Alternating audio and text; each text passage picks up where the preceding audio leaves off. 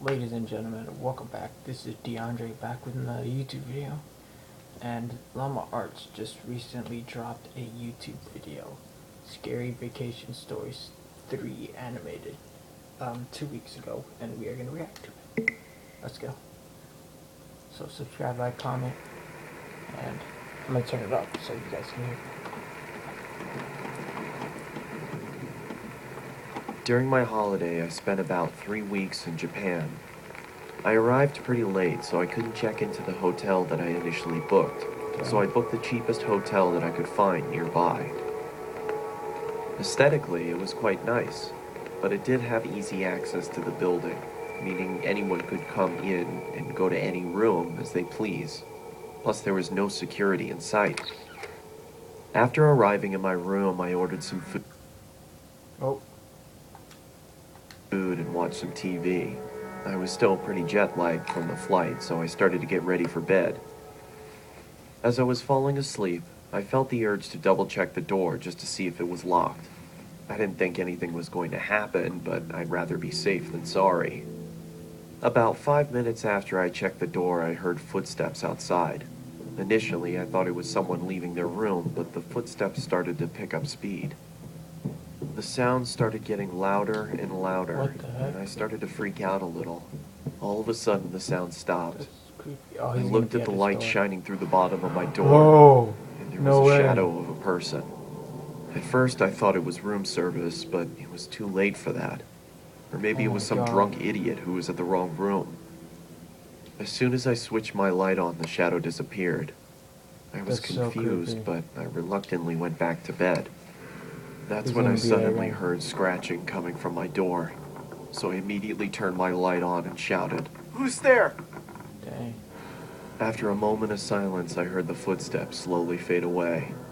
At this point, I was thinking it could be some kids messing around, so I got up, opened the door, and peeked my head outside. There was nobody there. I glanced in both directions down the dark and slim hallways.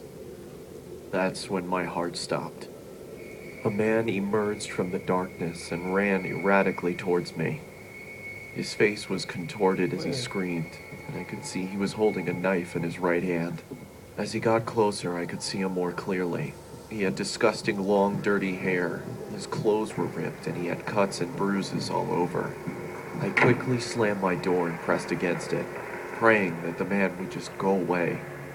After what felt like hours, I finally gathered my courage and looked through the peephole. But did they get him? What the heck? He was gone.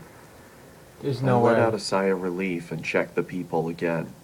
My heart started pumping faster than ever before. He was right in front of the door. That's so creepy. He was wearing a maniacal smile on his face. What the and all of a sudden he raised his knife and yelled, "I'm gonna fucking kill you!" Oh. I jumped back and kept my eyes locked on the bottom of the door as I backed up to my bed. I grabbed my phone and started dialing the police. As I raised the phone to my ear, I saw that the shadow was gone. When the police arrived, I tried to explain what happened, and they checked the security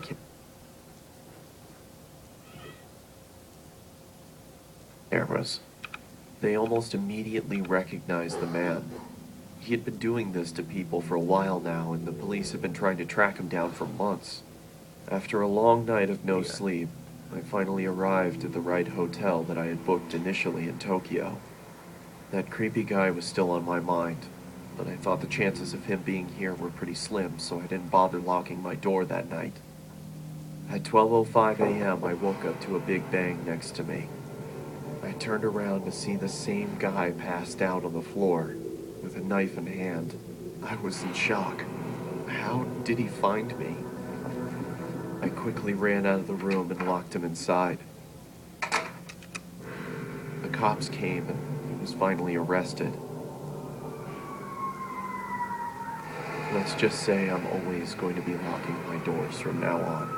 Dang, I would too.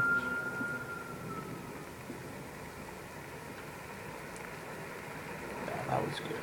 Alright. Let's see.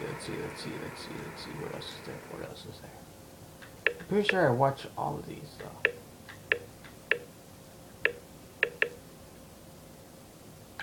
The Smiling Man? I want to see this one.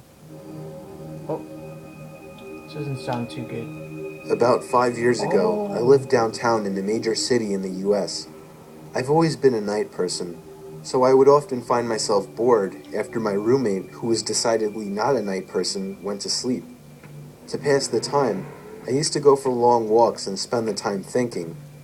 I spent 4 years like that, walking alone at night, and never once had a reason to feel afraid.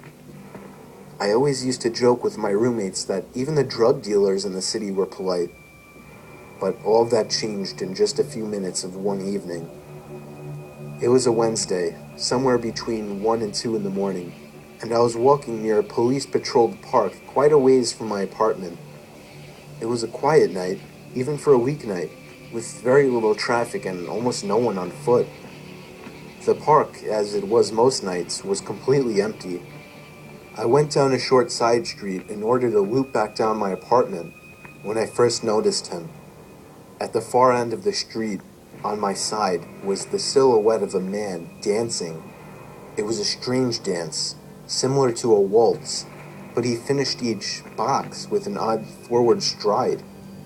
I guess you could say he was dance walking, headed straight for me. Deciding he was probably drunk, I stepped as close as I could to the road to give him the majority of the sidewalk to pass me.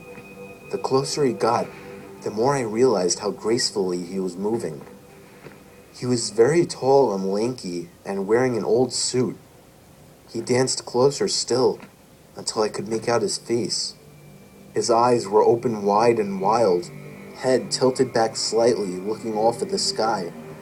His mouth was formed in a painfully wide cartoon of a smile. Between the eyes and the smile, I decided to cross the street before he danced any closer. I took my eyes off of him to cross the empty street. As I reached the other side, I glanced back, and then stopped dead in my tracks. He had stopped dancing and was standing with one foot in the street, perfectly parallel to me. Oh. He was facing me, but still looking skyward, smile still wide on his lips. I was completely and utterly unnerved by this. I started walking again, but kept my eyes on the man. He didn't move. Once I had put about half a block between us, I turned away from him for a moment to watch the sidewalk in front of me. The street and sidewalk ahead of me were completely empty. Still unnerved, I looked back to where he had been standing to find him gone. Oh. For the briefest of moments, I felt relieved, until I noticed him. He had crossed the street and was now slightly crouched down.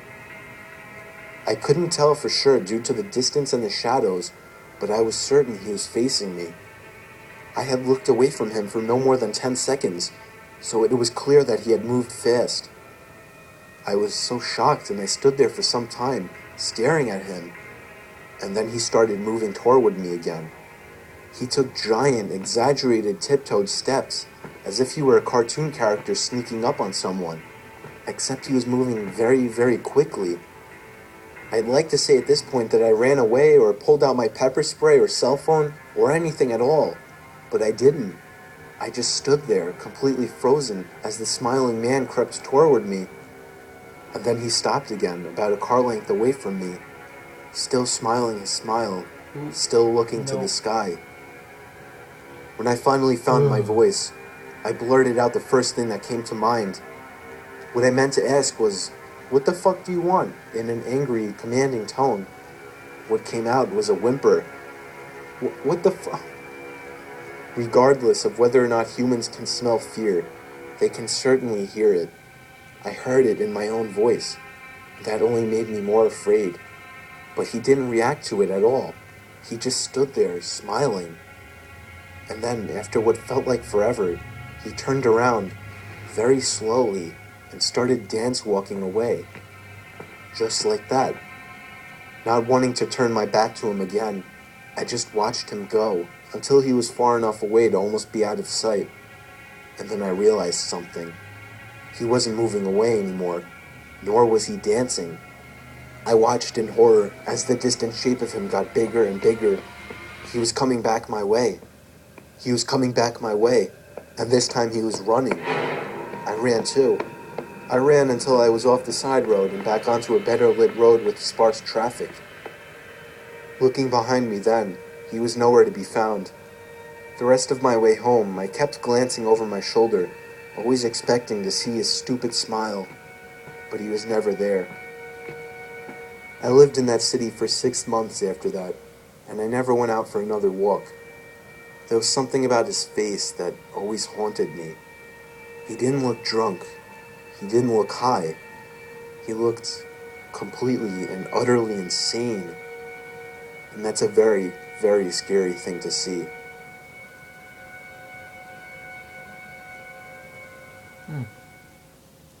Well, if you guys like this video, go ahead and subscribe, hit that like button, comment down below, and we'll see you guys in the next one.